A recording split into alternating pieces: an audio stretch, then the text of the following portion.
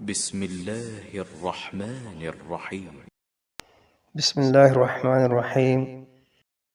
Birth control. اس حدیث میں اللہ کے ساتھ کسی کو شریک کرنے، فقر و فاقہ اور مفلوق الحال ہو جانے کے ڈر سے بچے کو قتل کرنے، بلا عذر شرعی محض غربت کے ڈر سے برتھ کنٹرول، فیملی پلاننگ منصوبہ بندی کرنے اور پڑوسی کی بیوی کے ساتھ زنا کرنے کو یکجا کر دیا ہے، جس سے ان جرائم اور گناہوں کی نوعیت سمجھنا آسان ہو جاتا ہے کہ یہ کس قدر خطرناک درجے کے گناہ ہیں۔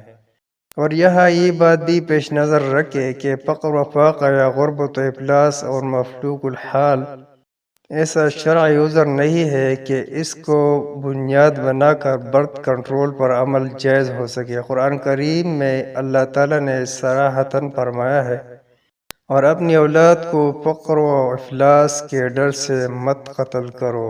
اور اگر ایسے عذر کو شرعی مان لیا جائے تو اس اور اس جیسے ہی دیگر آیات کا معنی کیا ہوگا؟